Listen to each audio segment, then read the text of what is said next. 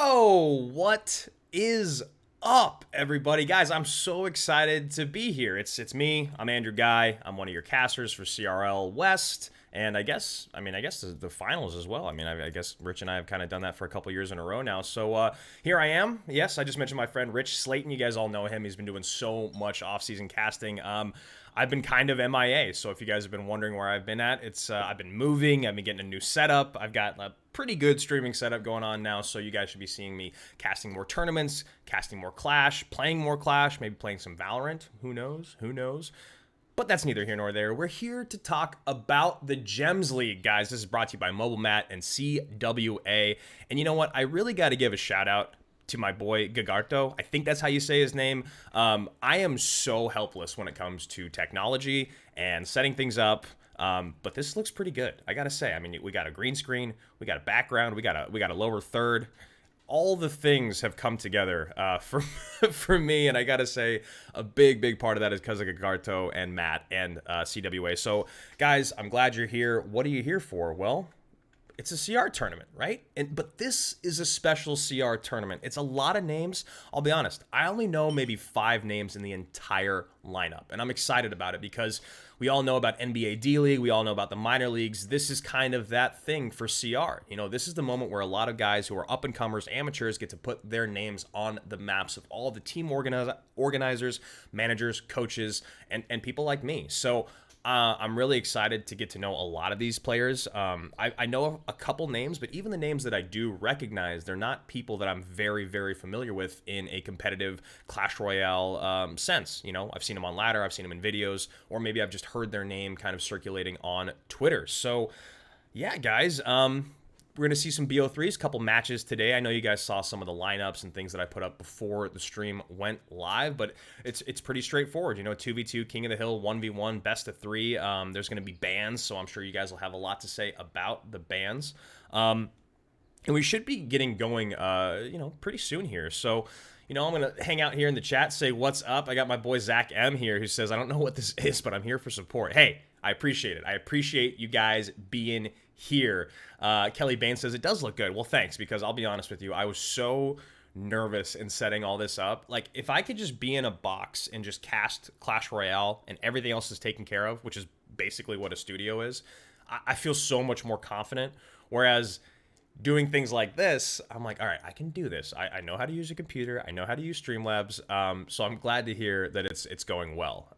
So we got Gagarto here in the chat says, hey, thanks, Andrew. Brandon Buckingham's here. Lucas Shashek says, I'm here just so I don't get fined. Guys, thank you so much for being here and supporting. I know a lot of you guys are people that have followed me or followed my YouTube channel or my career in movies. But Clash Royale is a huge part of my life. And I'm very blessed to have it in my life. And so these types of tournaments are things that keep the muscles working in the off season.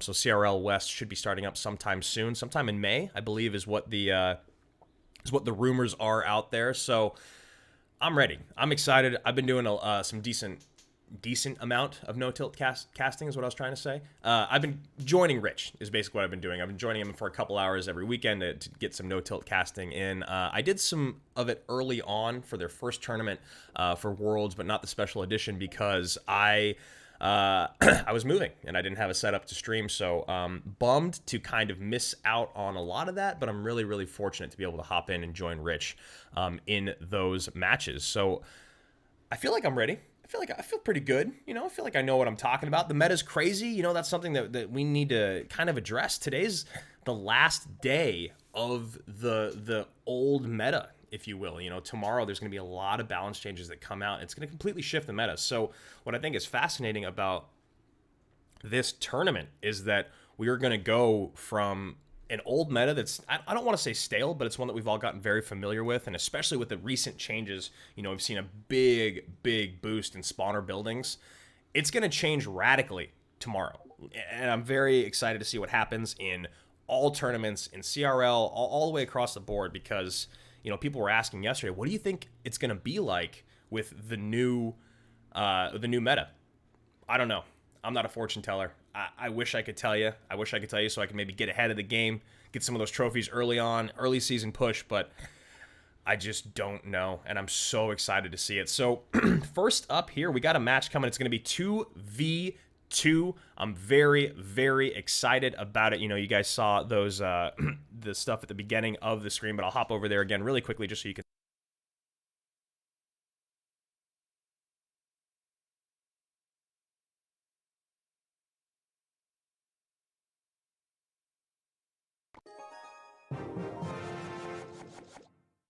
No, here we go. Here we go. 2v2. Got P.E.K.K.A and Clash Will. You guys are going to have to forgive me on these names, too, because, again, these are a lot of names that I don't recognize and I may mispronounce. But an early Golem coming out after a strike from a Miner plus Goblins in the left-hand lane. Golem starting to pop up a little bit more here in 2v2, as opposed to what we saw in the last couple seasons of CRL. You see a naked Ram Rider go down the right lane. Log's going to stop that charge, but they're happy to eat the damage to, in turn, double down on this Golem push. Battle Healer, E-Drag, Night Witch all in, but a Lightning comes down. Look at that. Night Witch still very, very healthy, and a second Battle Healer comes down. I'm not sure how these guys, P.E.K.K.A and Clash Royale, are going to deal with this at the top of the screen. Lumberjack on tower, Battle Healer on tower. At this point, you got to just sack it. And, man, you know, the naked Ram Rider down the right-hand lane, not a really bad decision. You kind of understand what they were going for, trying to just maybe bait out some defensive elixir from their opponents. They didn't actually get that, unfortunately. So what they did do, or did not have, was that 5 elixir on defense, so they decided to Lightning. Lightning could have done so much more for them had it not focused what Lightning does focus, which is the highest HP troops. So you saw, I think it was the Golem, the Battle Healer, and maybe the Baby Drag or the E-Dragon all got taken down by that Lightning, or hit by that Lightning. But your utility cards like the Night Witch were so very healthy, and that creates a big, big problem. Is he speaking English? Yes, yes, I know. It's definitely something you may not understand if you don't play. So there we go, mini P.E.K.K.A right-hand lane. Gonna get a couple swings in. Wow, that is a huge moment for the Crushers. Now, yes, we are now in a 2-tower game going up against Golem, but the ability to sneak that Ram Rider in the pocket, get a little bit of damage in the pocket, maybe support Mega Knight Ram in the pocket, it can be a lot to deal with, whereas these Golem pushes, you really have to build a train behind it. So Baby Dragon will get on the tower for a couple belches, but not much. 2 Musketeers in turn on a counter push. Maybe they go dual lane pressure here. Maybe Mega Knight in the pocket. There we go. So that's what we're looking for, right? Mega Knight in the pocket. It's going to tank for the Ram Rider. It's also going to tank for those Musketeers, just demanding a little bit more elixir out of their opponents. So Samu and Aggressef go here. Golem in the pockets, pulled to the King Tower there with the Bomb Tower. Nice, nice kite there, but still a lot to deal with. So instead, they double down on this King Tower push. Mini P.E.K.K.A, gonna slow that right in its tracks.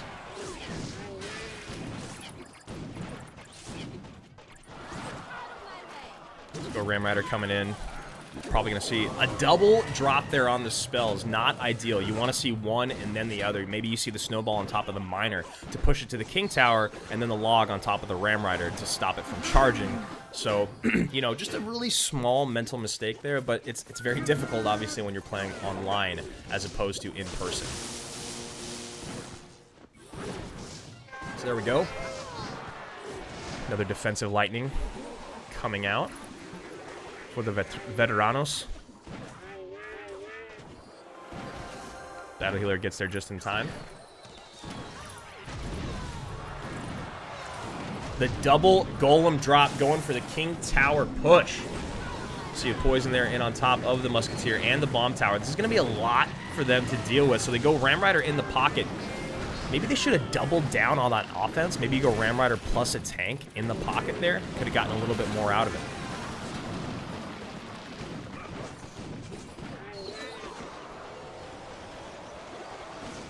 Will and P.E.K.K.A technically still in the lead here, and they've got that big Lightning spell there to keep playing defense and obviously get that last little bit of damage in at the end of the game. And guys, let me know how we're doing with the sound here. Is it too loud? Is it too quiet? Can you hear me well? Can you hear the game well? This is just game number 1 of the 2v2 set. Poison's in on both sides, but there's still that lightning and arrows in hand, plus the zap. It's going to end up being a spell cycle war here. With only 10 seconds left. 7:23 to 6:31, guys. This is exactly what you want in a 2v2 battle. Musketeer in the pocket gets 2 shots. Holy crap, that is huge. Ram Rider comes in, log, snowball. Miner is there. Miner's going to get the hit. That is going to do it. What a beautiful come from behind victory here from the Crushers. And guys, that was really all about that one mini P.E.K.K.A. It was all that one mini P.E.K.K.A. that came across early on in that, before we got into a 2-tower game, somehow able to take the tower, even things up. And then at that point, when you're playing Golem in that situation, it's so hard to build those big beatdown pushes that you need. And honestly, that lightning came in over and over and over, time and time again. Let's see if we can look at some stats here from that first match.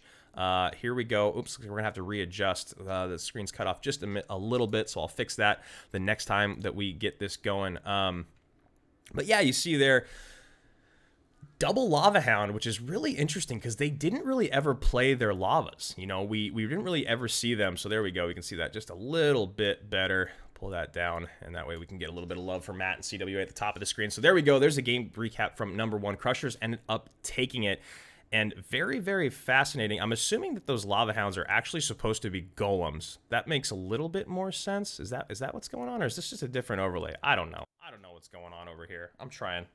But pretty good first game. You know, couple small mistakes there, a couple little bit of mental mistakes from, you know, I guess in defending those Ram Riders, right? That becomes the biggest thing because it's not a huge amount of elixir, but every time that you use 4 elixir instead of 2 on something that you can defend with 2, you know, that's 2 elixir down in the hole every single time. And when you're trying to build those golem pushes, that little bit of elixir that you're leaking or that little bit of elixir that you're not using efficiently, you kind of get punished for. You know, you really truly do. So here we go. Game number 2 coming your way. Let's do it.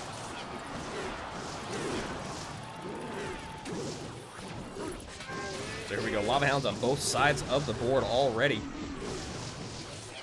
Mini P.E.K.K.A. down. A lot of damage in that bottom right-hand tower. So P.E.K.K.A. and Clash Royale off to a great start after that comeback victory in game number 1.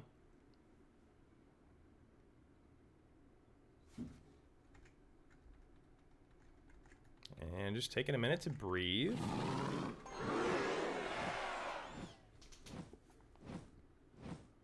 Looks like Giant Skeleton is banned, just in case anyone is curious about that. See if they're at the top left-hand side of your screen. Not sure about the team from the Veteranos, or the ban from them.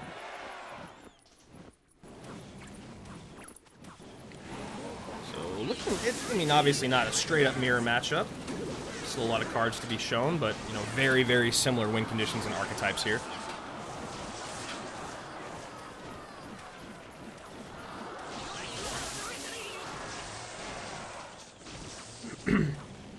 Zach M says, I've never been more impressed by Guy. He's really good at this. Man, I appreciate that. I really do, brother. The game is a bit too loud for you, Paul. All right, I can turn it down just a hair. So, Lava Hound in the back. You can imagine their opponent's going to go Lava Hound towards the weaker tower. There we go. That's the idea. You know, obviously the guys at the bottom of your screen here do not want to continue having battles on the right-hand side of the map. You know, you get any bit of counter push or you mess up on the defense at all, or that battle at the river, and then all of a sudden your opponent is going to be taking your weaker tower and you've got nothing going on. So, always good to bring the battle to the opposite side of the map. Mini P.E.K.K.A. down, does catch the Miner. Miner gets a few swings, tanks for those pups just a bit. Lava Hound in the bottom right just hanging out, taking down that tower. Now, obviously, you understand what the Veteranos are going for. They're going to have to sack the tower to try to get the damage in on the top left, but the problem is they don't have the damage there yet, and they're going to get themselves in a dangerous position of having to spell cycle out, which you never want to do at the end of a 2v2 set. Every time you have to spell cycle to take a tower, you are left wanting elixir-wise when you get into overtime. Now, obviously, it didn't happen here, and that's a really, really nice, quick 2-up, 2-down here from the Crushers. And, you know, we said it, they came back in that very first game, but that was really, really well played. by them here. Now, the very, very beginning, obviously, a lot can go wrong very quickly. And you saw it there. We came into the match, 20 seconds in, and there was already so much damage done. So here we go. Basically mirror matchups, 3.9, 4.1. This is what we're seeing. And Crushers just played it a little bit better so far. And I I love 2v2. Rich and I have talked about 2v2 time and time again, and how it's actually one of our favorite things about Clash Royale League and CRL. It's interesting because obviously in CRL East this season they're not doing the 2v2. They're doing it. They're doing triple draft instead, which I think there's definitely interesting things about triple draft, and I don't hate on the actual format. I just love 2v2. It's one of the very few parts of Clash Royale that is a total team game. You got to bring in the deck building, the coaching, but then obviously the communication and the synergy when you're playing together is something that you can't replicate in any other format in CR. Even if you try and touchdown, it's not the same. So I love 2v2, and some of the stuff that I talk about in there, I'm never trying to pick apart teams, or I'm never trying to critique them too hard, but that is my job, and when we see people do things like double dropping spells to defend 5 elixir, you've all of a sudden turned your 4 elixir or 2 elixir defense, which is a +3 trade, into a +1 trade. And those are just really small things that kind of happen when you don't have the luxury of being able to sit there and talk to your buddy who's like inches away from you. There's latency now, and there's the idea that if you're both waiting for someone online to defend, then maybe it doesn't get defended. So one of you has to be the more aggressive person. So, we talked a lot, and I say we regularly because Rich and I have just done so much together in CR, but, I've talked a lot to guys like Sam and Morton, who are, arguably 2 of the best 2v2 players and one of the best 2v2 duos in the entire game. And one thing that they do, which I think is great because I think it'll probably actually translate pretty well to online play, is that they look at what their teammate has in their hand.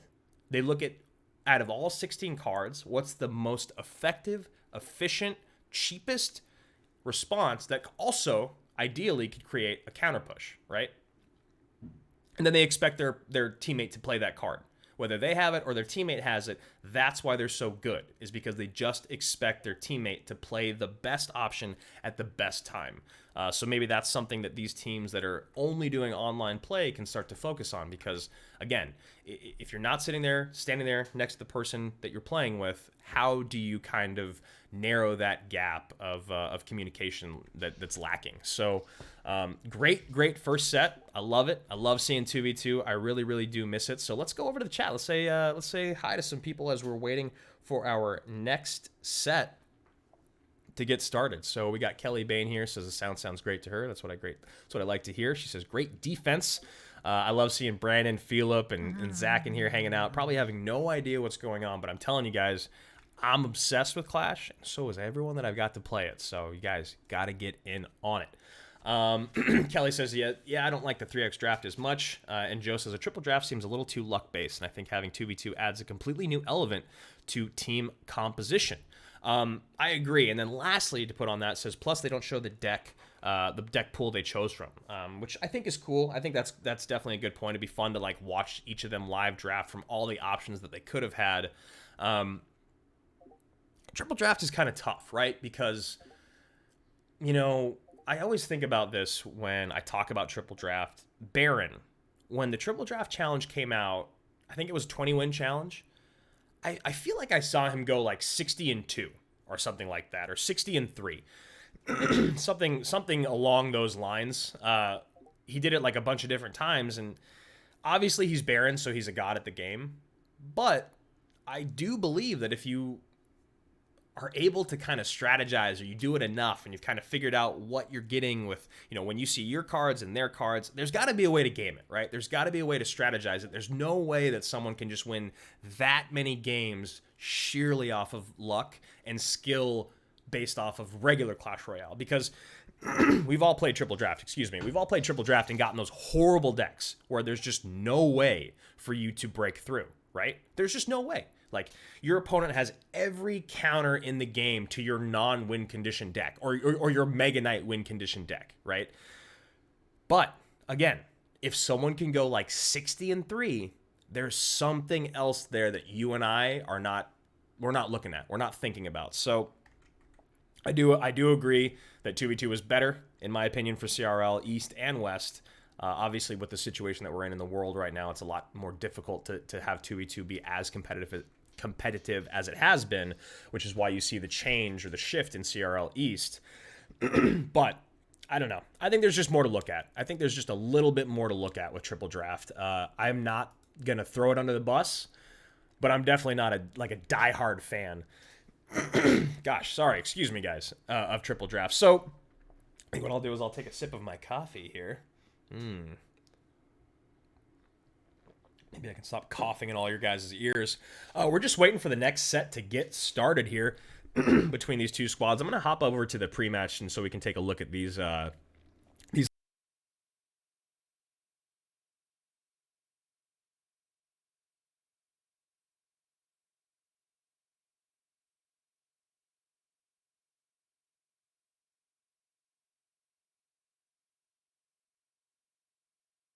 All right, so cool. I've been talking to myself every time I put these screens up because I didn't want you guys to hear me pre-match. So go, Andrew. I brought this back up so you guys can check out the rosters. We got the Veteranos, the S2V Esports, Crusher Esports, and AK Syndicate, and a lot of names in there. A couple names in there you guys might recognize. I know I heard someone talking about Royal. Obviously, Sweeps in here, but there's other handful of names that you'll see in the community popping up. So it's cool to see these lineups here, and then we'll go and take a look at the positions. Here we go. There's the positions here. So Crusher Esports on their way to a 3-0, but not quite there yet. Veteranos struggling 0-2, and it's really going to be about how their head-to-head play comes through, because that 2v2, it seems like there's still a little bit missing there. Just something. Just one piece missing. Maybe it's communication. Maybe it's coaching. Maybe it's just deck selection. Not entirely sure. But we are hanging out. We are just hanging out and waiting. So, oh, wow. Excuse me. Promise you, I'm just going to keep doing that for the next 2 hours. I got a message here from our boy Gagarto, who is running the league, and he says, Veterans does not meet the condition of having 4 players in the clan and does not complete their roster for King of the Hill. Therefore, it is game, set, and match for the Crushers. Guys, I got my first match in the books, and I was only silent for a little bit, and I only had to cast 2 games. So, you know what? I'm going to say it right here. I'm going to say it right now. Veteranos, I know that that's not ideal for you guys, but for me, feels good to get that first one in the books. It really does. There's only a couple technical issues. My dog didn't bark, didn't chew on his bone. We're doing good. We're doing good. So, guys, that being said, we're taking a little bit of a break. I was wondering what was going on. I was just going to keep talking forever. But here we are. We have a forfeit in match 1, unfortunately, but we did see some great 2v2 play there. Again, hats off to the Crushers. They move up to 3-0. So let's hop over and look at that pre-match one more time so we can see just exactly what the standings are, because, you know, they obviously mean a lot more now. Veteranos dropping to 0-3, Crusher to 3-0. And, you know, those are going to be full set sweeps, if I'm not mistaken. I guess the next set will be a full set sweep, but the 2v2 was already a sweep. So that is huge when you talk about differential, right? Games played, points earned, things like that. When you are going up against the best team in your group and you end up forfeiting a set after you just got swept in a set, that is kind of devastating to where you stand in the rankings. So I know we got a few more minutes here. It looks like everyone's starting to join up the clan, and as much as I want to just play a game here because I'm in the clan on my alt, which is focused mainly on Splash Yard, I'll control myself and I'll pay attention to the chat instead, because that seems much more important. So let me hop in the chat and see what's going on. Yeah, that's unfortunate. Oof, that's unfortunate. Yeah, Kelly says, you did great, man. Thank you so much. Yes, Pekka, get it, says Philip. What's your personal best, says Adam David. You know what? I got to say, I'm a little bummed about my personal best right now, because was it McKellen Faye? Johnny, I'm a little bummed about my personal best, because once they changed the trophy reset back to, you know, taking less trophies away when the season resets, I think it was 2 seasons ago maybe, I haven't actually pushed ladder at all. It's just been a lot of moving and kind of getting my life in order, and honestly, with the pandemic going on, I've taken like a little bit of a step away from pushing ladder as much, and also because I think when I was trying to push ladder, I was struggling with the new meta. So many spawners. I run mortar a lot, and my favorite deck is the mortar Valkyrie Musketeer poison kind of bait deck.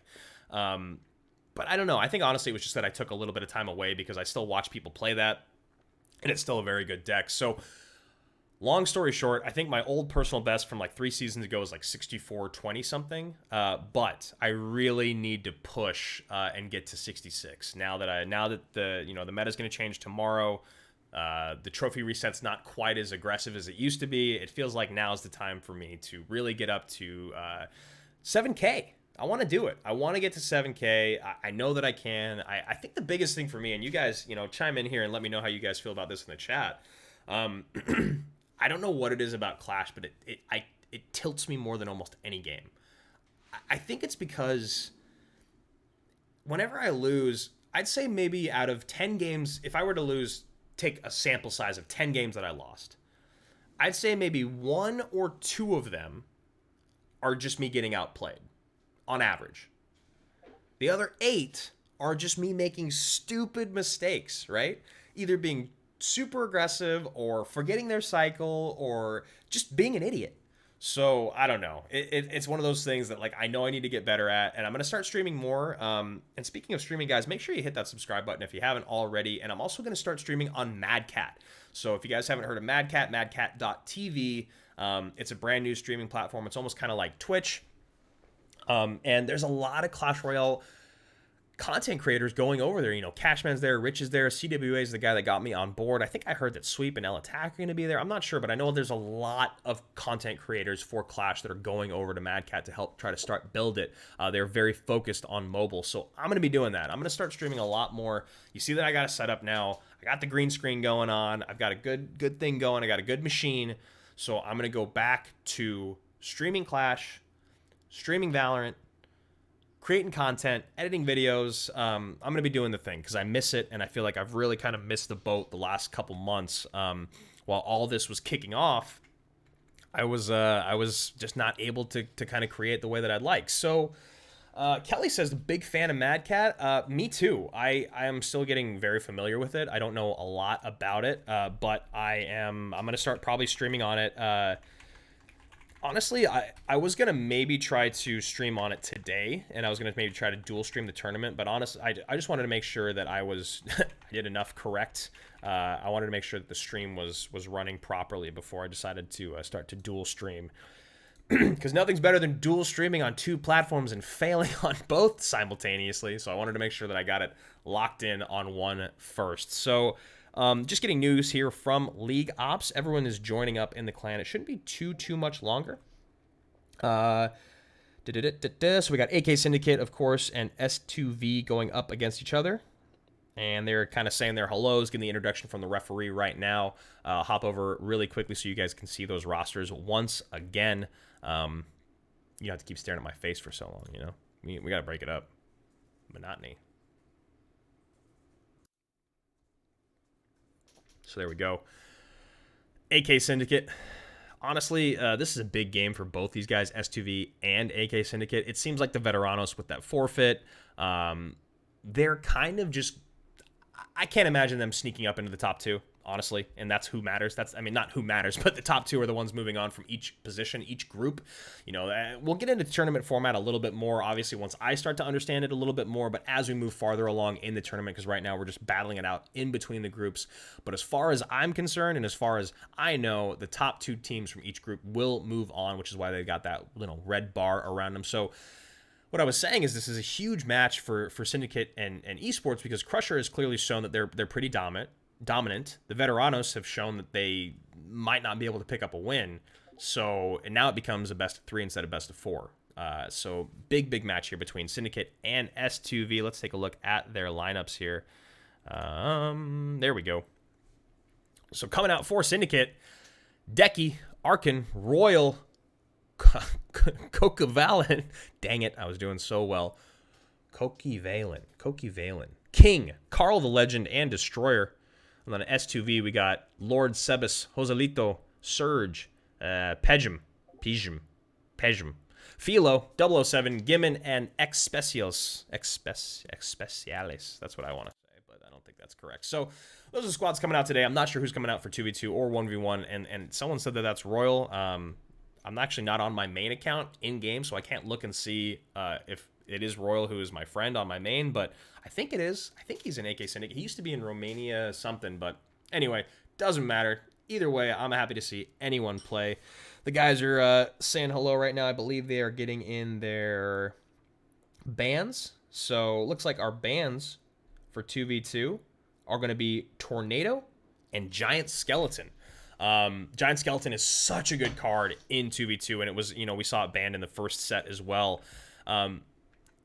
Rich and I talked about this a lot yesterday. Giant Skeleton is such a fascinating card because it is no longer just a 2v2 beast card. It is now a card that's worked its way into head-to-head play, whether it's with, the Royal Giant Skeleton deck, which is really heavy but really, really strong, or, the Giant Skeleton Hog Riders. So, Giant Skelly in 2v2, I think it goes without saying why Tornado is banned in 2v2. It's just one of those cards. You can pull everything together. The splash damage, you can just turn it gigantic push, or a huge amount of a huge amount of swarm troops into nothing with 1 3 elixir card, which is why it's getting nerfed. But also, Giant Skeleton is one of those cards that you just drop. Okay, Royal is playing in OCL, which makes sense, instead of CRL. So, Giant Skeleton, though, what I was saying is it can just be dropped right at the river. It can be dropped, if you put in a big time push, and let's say your opponent defends really well, and they get a massive counter push. So all of a sudden you dumped, let's say, 14 elixir into their 14 elixir on defense, but your 14 elixir is off the map, and theirs is like 75% healthy coming down the lane towards you. Well, you just put that Giant Skeleton right up front at the river. It takes a ton of damage from all those units, and then that big-time Death Bomb cleans it all up. So that is really why Giant Skeleton in 2v2 has become it's a must ban. It's a necessity to ban, because the worst thing that can happen is that you get this massive counter push and it all dies to one card, and it evens the playing field again for your opponent. So right now, we got Joselito and Lord Cebus going up against Archon and King. They are requesting, and we, my friends, are going to be spectating. So, just to remind you again, bans are Tornado and Giant Skeleton. Top of your screen, Joselito and Lord Cebus. Bottom of your screen, King and Archon. And let's make sure that these graphics are updated. There we go. So, Mini P.E.K.K.A going on in. Does not get a swing on the tower. Lumberjack has to come down just in the nick of time. So already we're seeing some bait aspects on both sides of the board. Bait has changed a lot, though, in this last meta, so we'll see how it's changed also in 2v2.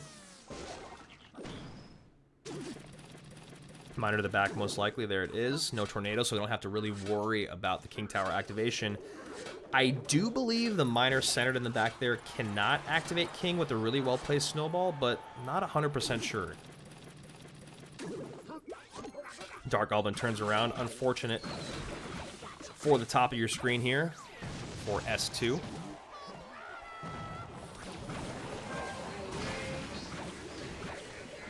Musketeer going to make quick and easy work of that Dark Goblin. Nice poison value there. Getting the tower, getting the Inferno Tower, and, of course, the Musketeer. 1484 at the top of your screen. Nice big hit there. Royal Giant comes down. What do we have? Do we have a log? Do we have a building? Got an E-Wiz. So E-Wiz cleans everything up, but that Royal Giant is going to get at least 3 shots in on the tower. So Mega Knight comes down. Need to keep that E-Wiz alive. E-Wiz does stay alive. Really, really nice counter push coming in here.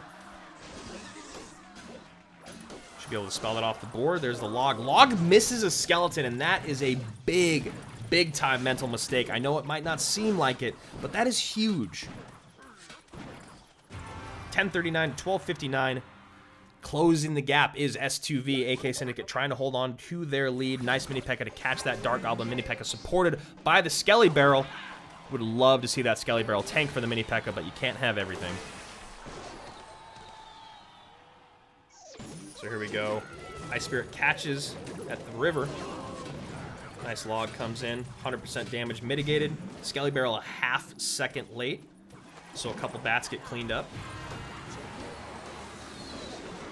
Poison value coming in, and AK Syndicate can just do this over and over and over. What needs to happen here, and that's honestly, it's not it from S2V, they got to get super aggressive, but they had time. You know, they have 15 seconds still, even after that push died, to create a push.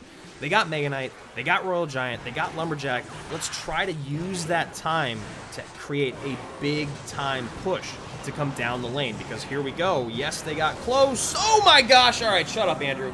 What are you talking about? Look at that last second tower take. Hog sneaks in. Rocket comes down. We're at a 2-tower game. We are back to 0-0. I love it. It's the curse of the caster, man. It's the curse of the caster. The moment you think you know what you're talking about, make you look like a fool.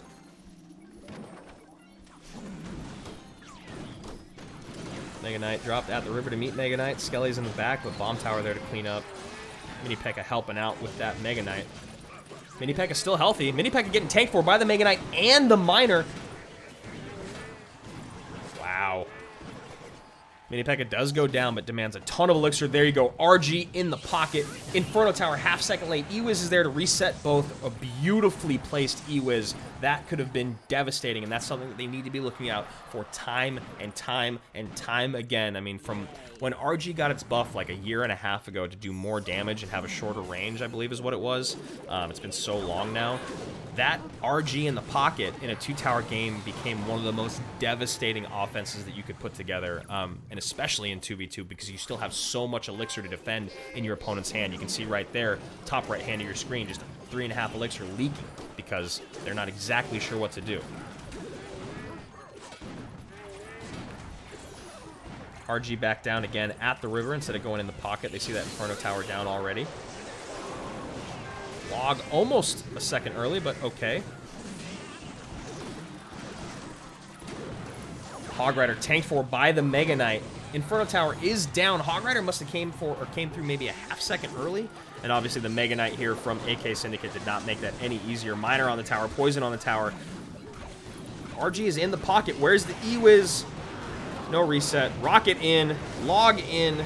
Not gonna do it again, says AK Syndicate, who comes out on top after a beautiful, beautiful back and forth of 2v2 there. I love that. I love seeing things like that. I love when it gets down to the final second of the game and we see a tower take. So let's go take a look at those stats.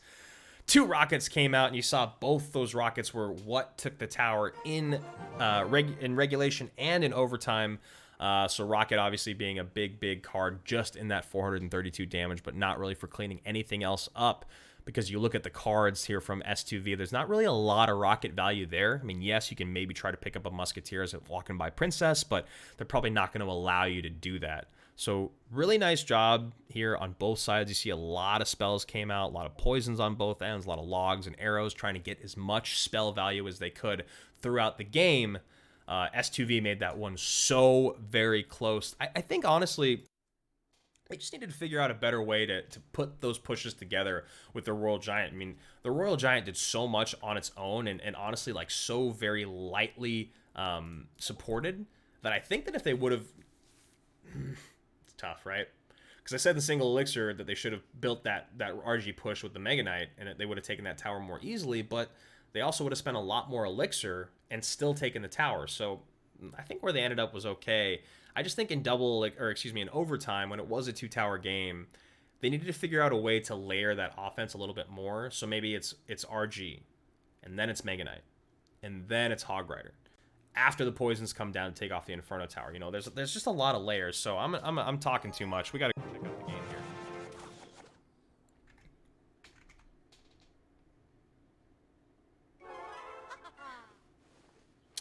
Kelly, I'm actually not sure where you can watch Orange League. I'm not 100% sure, but I'm sure there'll be a lot more. There'll be a lot on. Ooh, we don't want that. A lot on Twitter about it soon.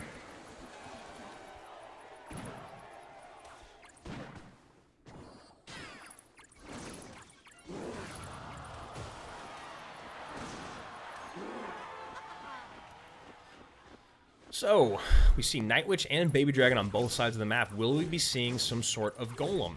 maybe Elixir Golem on both ends, but it might just be regular Golem because Elixir Golem in 2v2 can give such a severe... There it is, yeah, regular Golem. Elixir Golem in 2v2 is just not ideal because it just can give such a huge Elixir swing, not in your favor, to your opponent, and that's the last thing you want in 2v2 because, as we already know, Elixir flows just a little bit slower in 2v2, so those types of things and that type of card is just not really conducive to having a good single Elixir time.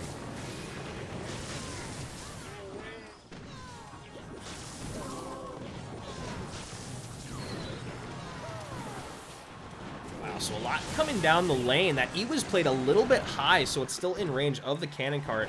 Not as bad as it could have been, but just definitely not an ideal defense. It's about 600 HP missing, and nothing for a counter push.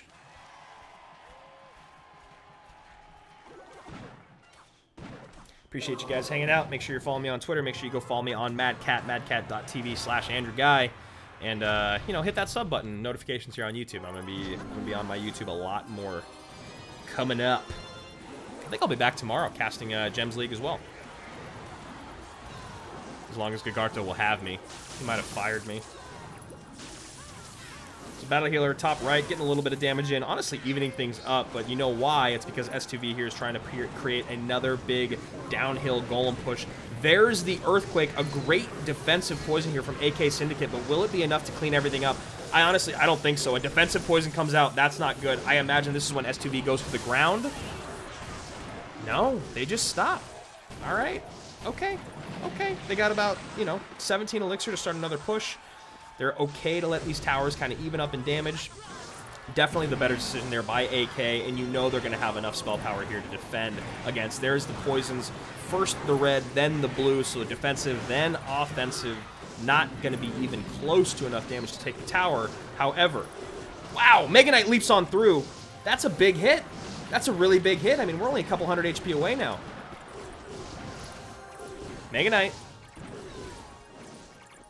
Talking trash about it being a win condition earlier, but here we go. And the patience of AK Syndicate is what has been so impressive in this game. The ability to hold on to that graveyard for as long as they did.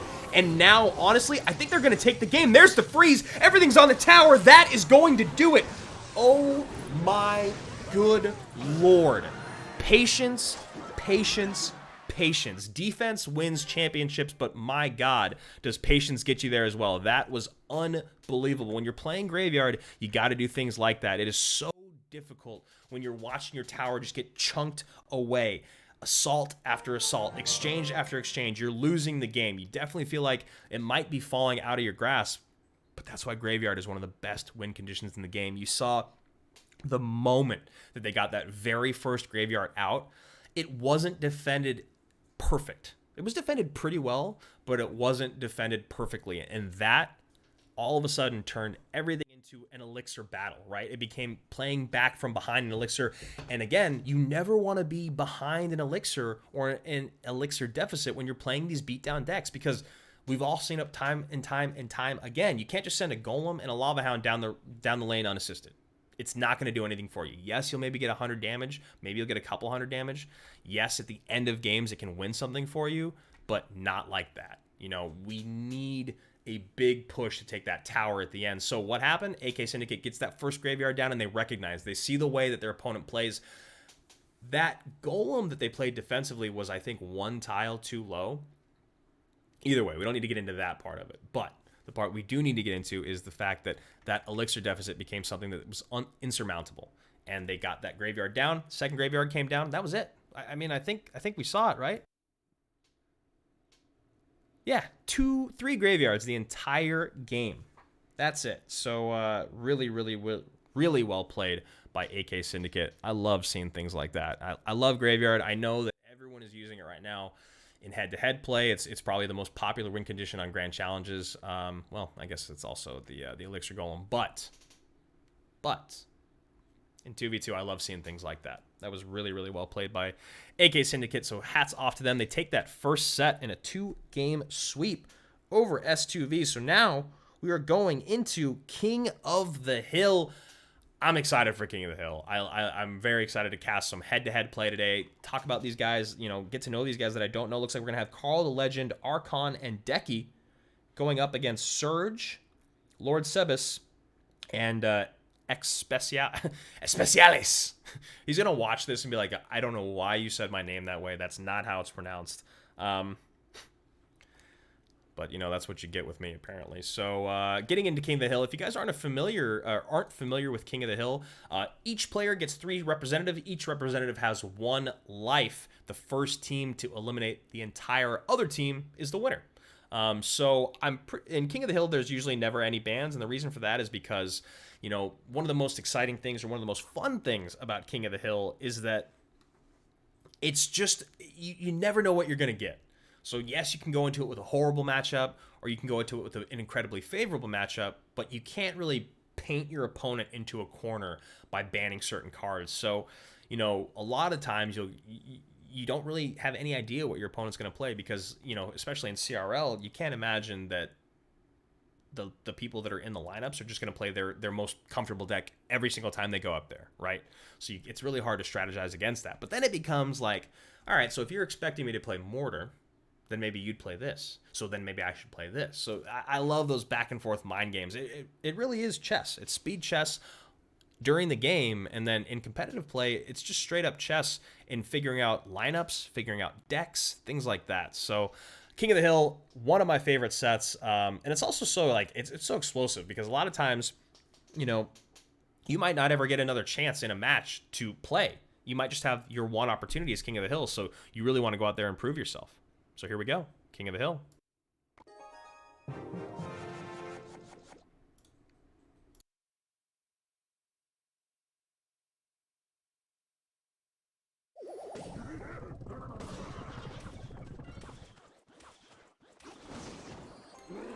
So here we go, Carl at the bottom of the screen, Surge at the top. See a Sparky immediately, so probably going to be Goblin Giant Sparky. And I was going to say, we've got to see an immediate graveyard on the opposite end there. Got to create a bunch of pressure. So Sparky will probably go unsupported, but will Surge go for the dual lane pressure? Mini P.E.K.K.A getting tanked for by those Goblins. Mini P.E.K.K.A going to get on tower. Look at that. Goblins and Mini P.E.K.K.A get on through. A lot of attention paid to that to that Sparky by the Icewiz, which is really, really important. But you cannot let a Mini P.E.K.K.A just break on through, getting tanked for by those Goblins. Really, really nice first exchange there for Surge. Look at the top right-hand side of your screen, though. Carl was not just sleeping the whole time. He did get a little bit of damage. Oh! You hate to see it. You hate to see it. So very close to a great King Tower activation, but was not there.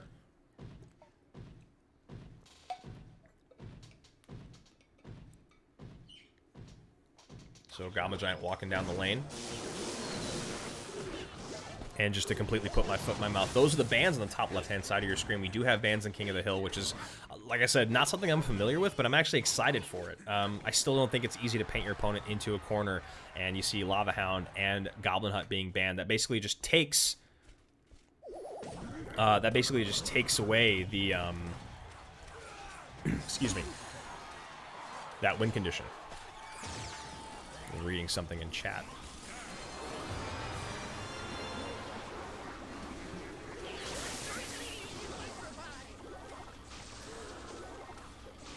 So Graveyard down on the right-hand side. E was there to defend.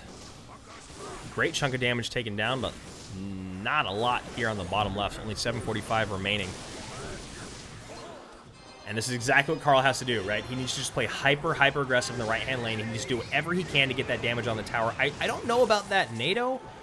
I guess what he was maybe trying to do was pull all the units together so that the skeletons on the back end could break through, but it honestly felt kind of like an irresponsible use of 3 Elixir. And there you go, the lightning comes down from Surge, and this is starting to turn into a bloodbath. Carl going in for one last-ditch effort to try and take this tower. Will he get it? He calls the good game. No, he won't. There's the NATO once again, not able to make it land.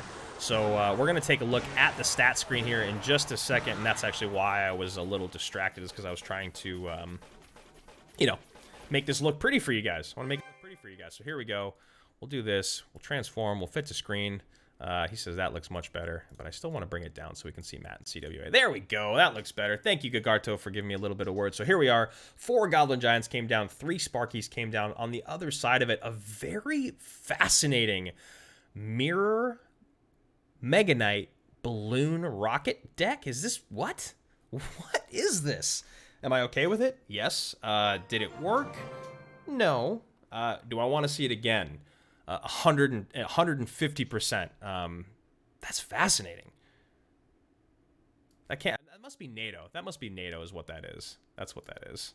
Because yeah, there was no mirror and we saw it. No. Yeah.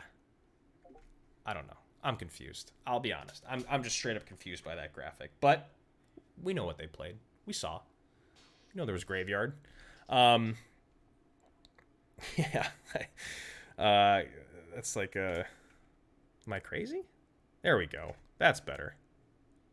There we go, Andrew. You got this. There's the actual decks, the actual stats. 4 Graveyards came down for Carl. Surge on the other side of it. 2 Goblin Giants, 2 Sparkies. Just to let you guys know what the symbols are at the bottom of the screen. Actually, I'll tell you next match. Let's get into this.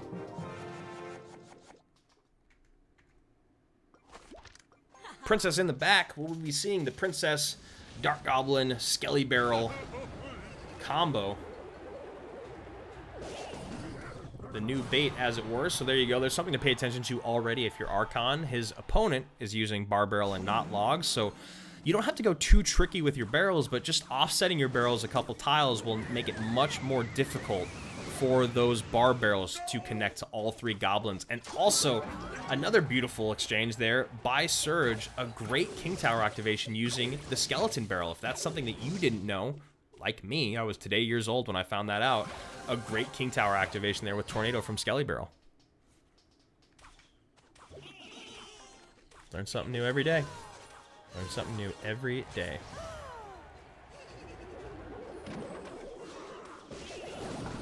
Yeah, I know. I know. I was like, what is happening here? What were those stats? Like I said, I'm getting it figured out, one step at a time. Gotcha. So taking that fireball value when and where he can is Surge. Yes, it's a -1 trade, but we never, ever like to play against princesses that have been stacked up. So he NATOs that Dark Goblin forward to help clean up the Dark Goblin because it would have been a nuisance taking out a lot of those barbs that would have been spawning from that hut. So here you go. You hate to see it from Surge, but you all knew what it was with that barb hut in there, the battle healer, and the baby dragon. We got ourselves some Elixir Golem love coming down the lane. How's Archon going to defend? Does he have the bomb tower? No, he does not. He has the Goblin hut instead. Fascinating. So Goblin Hut there, another tank for his bait cards. Dark Goblin comes down, I guess, a half second early. Maybe try to get those bats down first. So Skelly Barrel here going to tank for a ton of Swarm, but he has Fireball, NATO, and Bar Barrel. Going to make it very difficult to break through. So I love that aggressive Mega Knight at the river. This feels like a moment to kind of put the pressure up. Surge recognizes that most likely that's when a Goblin Barrel is going to come in and plays the Battle Healer up high. Really, really nice recognition there of what his opponent was going to go for. And a great Fireball there to clean 6 Elixir off the board in the Princess and the Dark Goblin. Wow, Battle Healer OP. How is that thing still alive?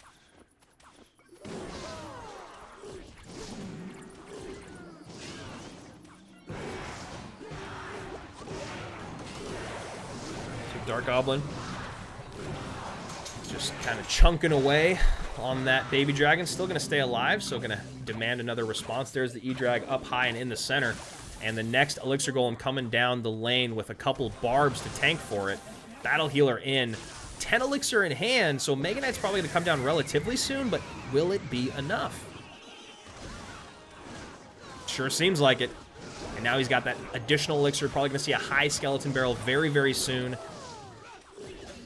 Goes God Barrel instead with that Brawler crossing the lane. There's the offset Goblin Barrel we talked about. Dark Goblin right-hand lane. Getting a few shots in. Princess is starting to stack up. And a very near and dear Barb Hut to that Princess Tower. Kind of trying to use it as a defensive building. But gonna get overwhelmed here, it feels like, pretty soon. Mega Knight in on the tower, doesn't get a swing. Princess doesn't get splashed, though. However, Brawler comes up front and tanks for the Princess. not ideal if you are Archon.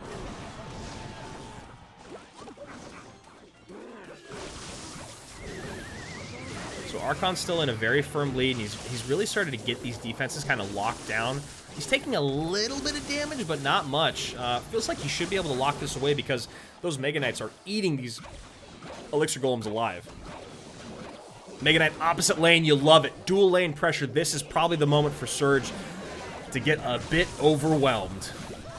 Goblins are on through. Mega Knight tanking through. Goblins on the tower. That is going to do it. Brawler on the tower. Really, really well played by Archon. Throwing out a bit of BM there. You know what? You understand it, right? You know why he's BMing.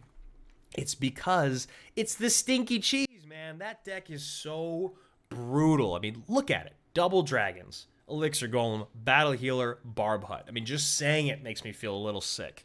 You know, it's ugh. But here's the thing. If you're trying to win that money, you want your team to take that gold, you play the best decks in the game. That is definitely an insanely powerful deck. However, this deck from Archon, I love it. It's different from the bait deck that we've been seeing a lot. Mega Knight coming in for Knight, Bomb Tower being replaced by the Goblin Hut, but it worked. And I love this deck because what's so cool about it is that it does such a great counter to the Elixir Golem. That Mega Knight and the Gob Hut do so much. So obviously we know why the Mega Knight's great going against those big pushes because, you know, it's the splash damage, it's the AoE drop damage, it's the tankability, and it's the splash damage that it puts out because it does do a decent amount of DPS. However, the other thing about it is that Goblin Hut drops the Brawler. Brawler is basically a cheap tank now that can tank for either your goblins crossing the river, for your Dark Goblin, for your Princess, or obviously your Goblin Barrel going to towers. So, really, really fun deck, man. I want to try that. So here we go. Oh! I know we came in a half-second late, but I can already tell you what happened. Lord Sebus misses a massive, massive King Tower activation with a NATO and sacks his tower. Wow. That is brutal. So Archon kind of has the luxury now of that happening so early in the game. I'm assuming Sebus is playing Elixir Golem. There it is.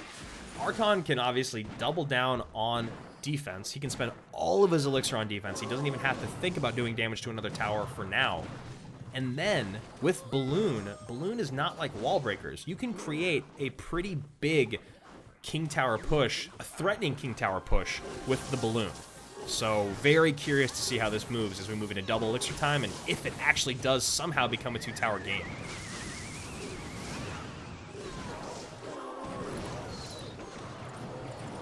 Cody Wang says, hey, I'm playing that 2.8 Lumberloon deck. Yeah, it's so fun, man. It's so fun.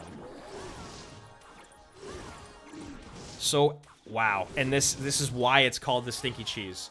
All Archon had to do was defend, and that's it. And he still ends up taking about 1,200 damage. And that's one of the most frustrating things about taking a tower super early on, is you know that your opponent literally just pours every ounce of elixir they have into offense because they don't really have to play any defense. So now with getting into double elixir time, this is where Archon really has to play this smart. He sees the Elixir Golem go down in the back. Maybe when the E-Drag is down in the back, but it's in the center. So he needs to figure out a way to get his Balloon around that if he wants to create any sort of opposite lane pressure, because I don't think he's going to be able to just defend these huge beatdown pushes over and over with this deck. Oh man, I am already nervous for him. This is not going well. Second Musketeer is down, but there's 12 Elixir Golems on the map as they all split. A beautiful Ice Golem Kite there to kind of, you know, I guess delay this insane amount of damage coming in from the triple dragons. And all the while, there's the Battle Healer on the right-hand lane. I mean, this is why it's hard to not hate this deck, right? Like, oh, this is it. This is over. There's no way for Archon to get out of this. I mean, what a devastating way to start a game and then in turn go around and just get rocked as you get into double elixir and overtime. And there you see the BM coming out, the head in hands, the goblin head in hands. That's... no one likes to see that. Wow. I'm excited to see what you guys have to say in the chat, but first let's take a look at these stats. The Stinky Cheese as my friend Rich Slayton coined it, only 3 of each dragon was played, 5 battle healers, and 4 elixir golems, and that's like all that you have to do in order to create I mean, yeah, the matchup's not super ideal. There's no buildings there. There's only 2 cards that put out a good amount of DPS, but it's just rough to watch. It really, really is. Oh, elixir golem. DG Thunderous says, this is so dumb. Cody Wank says, are those the bans? Yes, sir, they are the bans. And guys, give me a half a second. I'm not sure. I think I think Jason's outside my window. There we go. I think that's better. Kind of. 2 more seconds, sorry. There we go. Southern California life, man. Got to make sure those hedges look good during the pandemic. Okay, here we are. I'm back. Hope you guys can hear me a little bit better. Yeah, those the bans? Yes, 10% hit points enough to healer, asks Kelly. Yeah, Kelly is referring to the nerf on battle healer, so we'll talk about that after this match. So, AK going with another bait deck. Bandit. Okay, all right. So we saw kind of a bandit bridge spam deck a while ago. Or excuse me, a bandit. Wow, Andrew, start over. A log bait bridge spam deck a while ago. I think it was like Bandit, Dark Prince. Yep, there we go. And then you've got Goblin Barrel and Princess. So it's a fun deck. It's obviously got a lot of the same bait capabilities and utilities that you're used to. But then it also has the fun, bit of bridge spam in there with the Dark Prince and the Bandit being able to create a ton of pressure at the river. So Mini P.E.K.K.A is down. We'll get pulled. Ooh, a nice Rascals up high. Oh wow, so this is very interesting because there was also the bait deck that was like regular Prince plus Rascals and Dark Goblin and Princess. So Decky's just kind of taking and pulling from every log bait archetype we've seen in a long time and created this Frankenstein.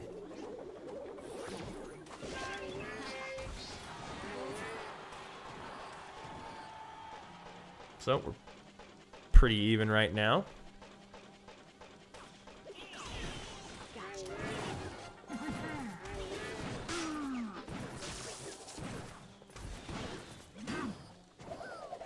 Princess going to connect on the right-hand side. Nice job there. Just going to demand a little bit more elixir out of Sebas than he'd like. And Sebas, running Goblin Giant Sparky. Which is actually interesting here, because Decky's has a lot of great responses to Goblin Giant Sparky. Obviously, the Bandit and the Dark Prince are going to be great ways to soak up that, shot from the Sparky. Surround with the Goblin Gang is another great way to soak up the shot from the Sparky. But also, you can play Rascals very up high because the boy drops first, and the shot will go to the Rascal boy, but not the girls. But it's all about placement and how you drop those Rascals around the Sparky. So a lot of fun ways here for Decky to play defense against that trash can on wheels. Bandit just a little bit outside. Not able to get that in. So Rocket comes down right on top of the Sparky. So Decky's now truly has all of the answers for Sebas. What is Sebas going to do? I don't know. That's a good question, Andrew. So he goes aggressive Goblin Giant at the river, knowing that there's no building in hand. Goblin Giant does get a few hits into the tower, but it's not going to really do a lot. And we are a few rockets away. Goblin Barrel comes in. Tanked for by the Dark Prince. That is massive. 620 remaining. We are so close to being in rocket range. You know that is all Decky's is thinking about. He needs to get these defenses in, and he needs to cycle back around. So Lord Sebas here both of them recognizing this is not a very favorable matchup for the S2V representative. Yes, and DG Thunderous says, mission, protect the princess. Always, my friend, you must always protect that princess. She's our lifeblood, man. So Bandit and Dark Prince doing good work there against the Goblin Giant. Bandit's 100% healthy. Another set of goblins comes in. There we go, just waiting on the rocket. We get a little bit of a BM here coming out from Decky's. Doesn't even need the rocket. So now we are going to game number 5 of King of the Hill.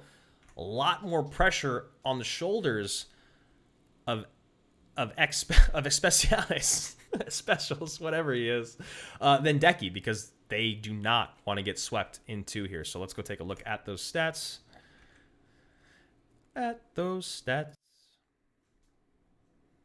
There we go.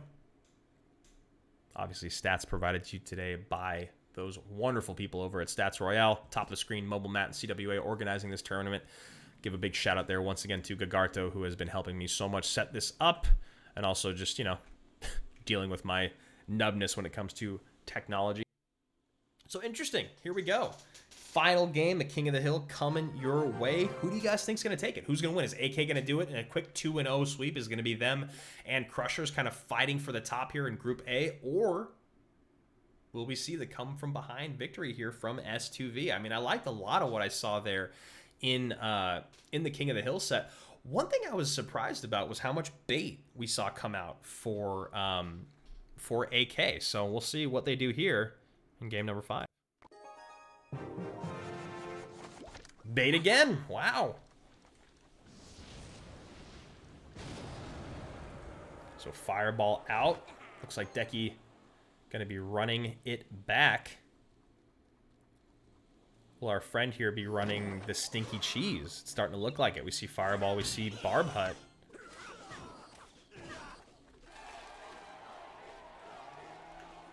But will he be able to hold off when we get into double elixir? That is always the true question when playing against this deck.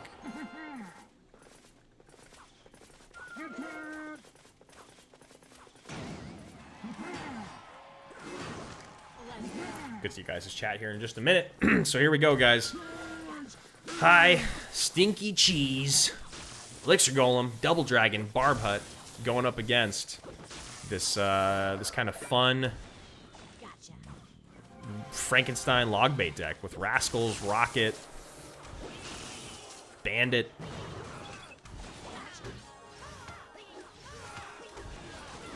Got to see something high to defend this Baby Dragon. There's the Rascals. Nice use of the Rascals there. And you see why it was placed where it was, and a great Fireball. So not only does that Fireball clear the Rascal Girls off the board, but it also makes it so that Bandit, well, and the Princess, but it made it so that the Battle Healer started to go towards the left-hand Princess Tower, and Decky had to get that Dark Prince down. Really, really nice Fireball there. But an even better Goblin Barrel.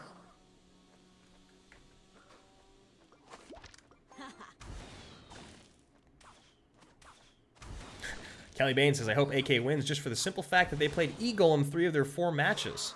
Or against E-Golem for 3 of their 4 matches. And Cody Wang here says, Healer is just annoying. Makes the game unfun. I was playing a CC and I was 8-0, and then I lost to 3 E-Golem Healer decks, ended up 10-3. I had good matchups, but E-Golem is just unplayable for me. I'm sure a lot of people share those same sentiments, my friend. So Princess on this other side doing a great job here, helping clean up that Barb Hut. But Baby Dragon comes down to clean it off the board.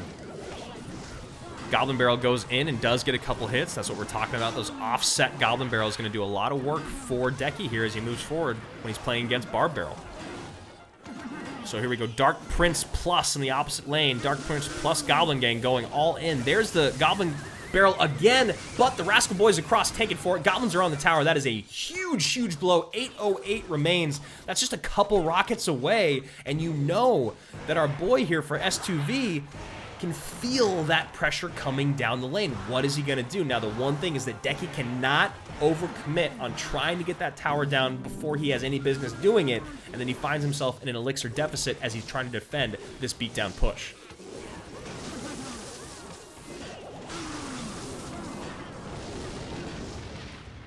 So here we go, Pink Blob breaking on through, but that elixir is flowing. Get a high Rascals there. That Rascal Boy is very beefy, plus the Dark Prince. So this bait deck has so much tankage and DPS. It's able to hold off things at the river. There is the Goblin Barrel for a -1 trade. Fireball has to come out. Doesn't want to risk it with the Barb Barrel. Bandit dashes on through. Now we just need the Rocket, and that is going to do it. AK Syndicate with the 2-set sweep. But it does go all the way to game 5 here in King of the Hill. I love it. I love it. I love that deck. I cannot wait to go and try it out. Let's go take a closer look at it once again. So much beefiness in this bait deck. And the elixir, the cycle's 11, so it's obviously a little high. But, if you're cycling Bandit, Snowball, Goblin Gang, and then Princess or Barrel, it doesn't feel that hard to get all the way back around. And the other thing is Decky only played 7 cards that entire game. He held the Snowball for the entirety of that match. So guys, wow, bait is the secret apparently, but it's this version of bait. If you want to take down that stinky cheese. Oh, I got to admit, I think I'm in the same boat here as Kelly. I never like to play favorites. It's not who I am. It's not what I get paid to do. But what I will say is I hate that deck. I hate seeing that deck, and I'm very, very happy to see something like Log Bait take it down. So there you go. Haha, the BM is deserved. GG. Hey, Andrew Guy, whenever your transition streams, your voice volume seems to dip down a bit. Yeah, it's weird. I could do I guess I could do a straight cut. Or I could do nothing at all. It's just a weird transition with our stinger is what they're called with the transition. So I guess I could maybe work on that for our next broadcast. Speaking of next broadcast, as long as Gagarto will have me, I plan on being back tomorrow, same time, same place. I'm going to maybe try to restream onto Mad Cat TV as well, so I can kind of start building my following, if you will, there. But guys, that's going to be it for today for the Gems League. A lot of great games. Obviously I wish we could have seen a little bit more out of the first one. It would have been really nice to see a little bit more out of the first one. So let's take a really quick look at some of those results for you guys, just to kind of refresh, what you saw. So, oops, that's not quite what I wanted. Guys, believe it or not, I'm not always the best with technology. We'll just do that for now. We'll just pop that over my face. You guys don't need to see me. So there we go. There's the results for match 1. Total bummer. Obviously the Veteranos had to forfeit because they were not able to field their full roster for King of the Hill in 1v1. They didn't have enough players. And then on the other side of it, we got match 2 here. AK Syndicate pulls off a really, really nice sweep in 2v2. And then, of course, going to game 5 in King of the Hill, riding on the shoulders of beautiful, beautiful bait decks. And you guys know me. You've heard me say it on CRL before. I'll say it here. I love playing all types of bait. So guys, you're the best. Thank you so much for being here. I just want to make sure that there's nothing else that I need to do before I close out the broadcast. This is the Gems League. Once again, go give some love to Mobile Matt and CWA on Twitter. They do so much for the community. You guys know, I don't need to tell you, they're 2 of the most supportive, nicest dudes that you'll ever meet, and they've honestly helped me a lot in my endeavors online as well. So let's go take a look here at the chat, see if there's anything else that you guys want to talk about before I take off. I probably will not be streaming much else today, but like I said, I'll be back tomorrow streaming more of this tournament, and I'll be back streaming more of my stuff very, very soon on this channel here on YouTube and, of course, on MadCat. So, guys, go on Twitter. Make sure you're following everything with the Gems League. Make sure you're following me, Matt, and CWA. All the announcements will be up there. A big thank you to Stats Royale and Gagarto once again. Big time congratulations to AK Syndicate and, of course, the Crushers, who are now on the top of their respected division, excuse me, since they're in the same division. This is Group A. We'll be back tomorrow for Group B. Have a great rest of your day. Bye, guys.